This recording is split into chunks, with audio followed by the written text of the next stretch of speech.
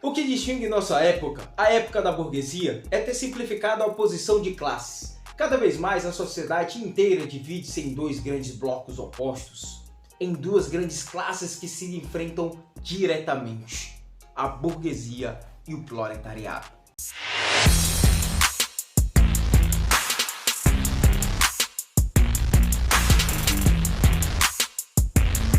Olá pessoal, bem-vindos a mais uma aula de filosofia. Eu sou o professor Emanuel Avelino e hoje nós vamos falar do filósofo Karl Marx. Para que nós possamos compreender o pensamento deste filósofo, a primeira coisa é compreender a sua crítica ao capitalismo.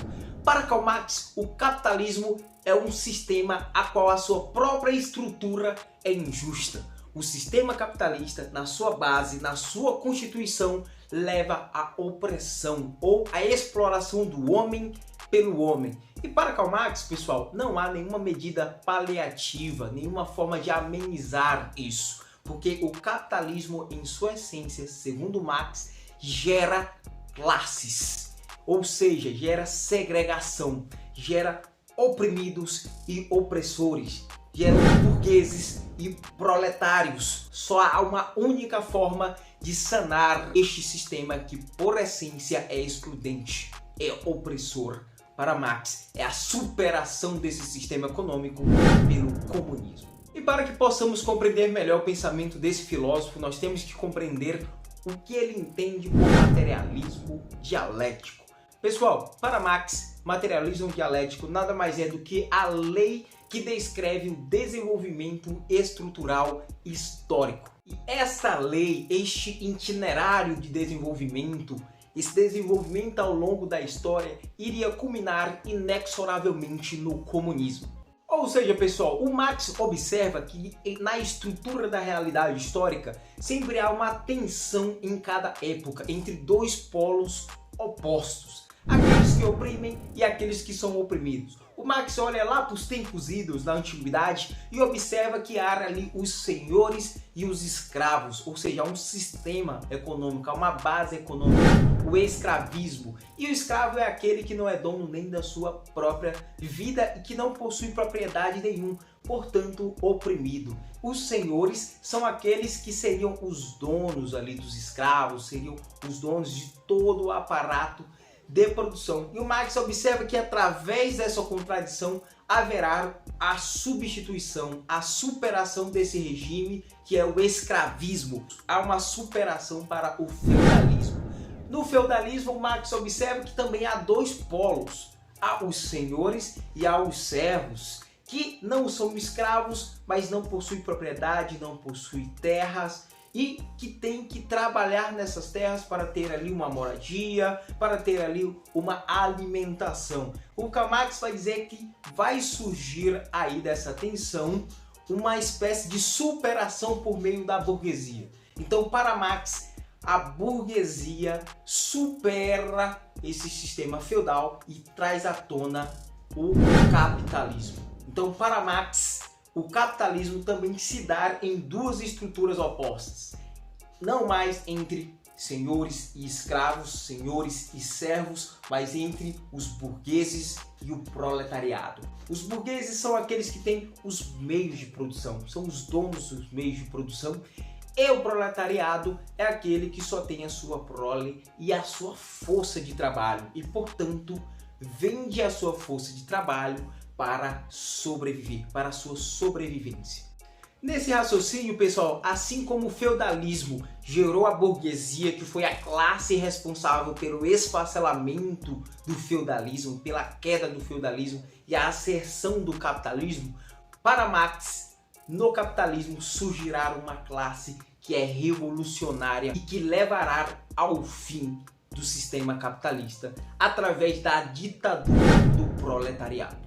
Então, para Marx, com a ditadura do proletariado, haverá a implantação do comunismo, que segundo ele seria o sistema perfeito, onde não haveria classes e essas contradições acabariam. Ou seja, pessoal, para o Karl Marx, a história da humanidade é a luta de classes entre opressores e oprimidos. A isto Marx chamou de materialismo dialético. O grande conceito para que nós possamos compreender o pensamento do Marx é o seu conceito de materialismo histórico. O materialismo histórico é a teoria marxista segundo a qual é a estrutura econômica que determina as ideias. Ou seja, pessoal, para Marx não é a consciência que determina a existência das pessoas, mas as condições materiais de existência que determinam a consciência das pessoas. Ou seja, pessoal, a construção de ideias, as representações simbólicas, a consciência dos indivíduos, segundo Marx,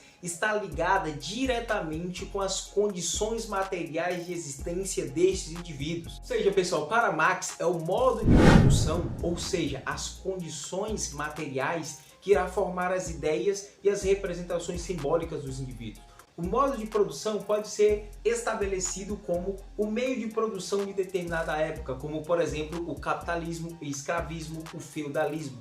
São esses modos de produção, com essas condições materiais de existência, que vai produzir as ideias, as representações simbólicas dos indivíduos. Infraestrutura e superestrutura. Pessoal, para Marx, a infraestrutura é a base econômica, é o modo de produção vigente em um determinado período. Por exemplo, o feudalismo, o capitalismo ou o escravismo. Todos esses são a infraestrutura. Para Marx, a superestrutura é responsável por legitimar a estrutura econômica vigente através de uma série de elementos, seja ele o Estado, os meios de comunicação de massa, a moral ou a religião, que produzem ideologias que para Marx nada mais é do que o engodo da realidade, para que o proletariado, para que a classe oprimida permaneça-se de maneira acrítica e não perceba a sua condição de explorado.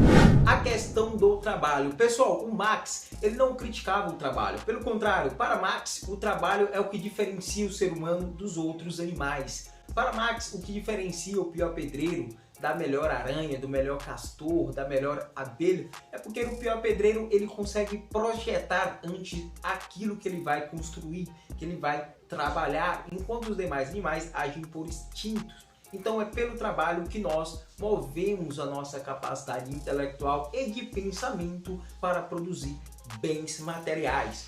O que o Marx vai criticar é o trabalho no capitalismo. Ou seja, pessoal, Marx vai criticar ferrenhamente o trabalho no capital, no capitalismo, porque a lógica capitalista é uma lógica de exploração do homem pelo homem. O burguês que quer produzir cada vez mais e lucrar cada vez mais, e o oprimido que cada vez mais tem que vender a sua força de trabalho para a sua própria subsistência.